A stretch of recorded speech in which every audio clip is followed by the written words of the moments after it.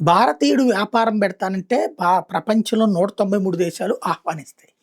వాళ్ళు ఏడ్చేది మనం ఉద్యోగాలు చేస్తామంటే. ఎందుకంటే ఉద్యోగాల్లో మనం కష్టపడతాం ఎక్కువ. వాడు 6 గంటలు, 8 గంటలు కష్టపడితే మనోడు 10 గంటలు, 12 గంటలు, 16 గంటలైనా కష్టపడతాడు. వాడు 10,00,000 రూపాయలు తీసుకుంటే మనం 2,00,000కే పని చేస్తాం కాబట్టి కడుపు మండుతుంటది. అంతే తప్పించి పని విషయంలో మనం పని దొంగలవన్నో, లేదా మత ఉన్మాదులవన్నో, లేదా అరాచకవాదులవన్నో, లేదా దుర్మార్గులవన్నో మన మీద నెగెటివ్ లేదు ప్రపంచానికి. మనం ఎక్కువ పని చేస్తున్నామన్న ఈర్ష్య, అసూయ, ఏడుపు ఉంది. అంతే. వ్యాపారాల పరంగా అందుకని మనం పెట్టుబడి పెడతానంటే ఎవరైనా ఓకే అంటారు. కానీ ఎన్ఆర్ఐలకు ఒక కొత్త సమస్య వస్తుంది.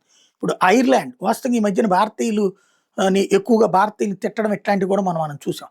అయితే తాజాగా కొంతమంది భారతీయులు జాగ్రత్తగా ఐడెంటిఫై చేసిన అంశం ఏంటంటే, వ్యాపారాలు చేసే చోటన మన వాళ్ళ మీద నెగిటివ్ రావడానికి కారణం పాకిస్తానోళ్ళు, ఆఫ్ఘనిస్తానోళ్ళు. పాకిస్తాన్ గానీ, బంగ్లాదేశ్ కానీ, ఆఫ్ఘనిస్తాన్ నుంచి గానీ ప్రపంచంలోని ఇతర దేశాలకు వెళ్ళిన వాళ్ళు ఆ దేశం పేరు చెప్పుకోరు. చెప్పుకుంటే వాళ్ళని తీవ్రవాదులుగా చూస్తారు. అందుకని భారతీయులం అని చెప్పుకుంటారు వాళ్ళంతా.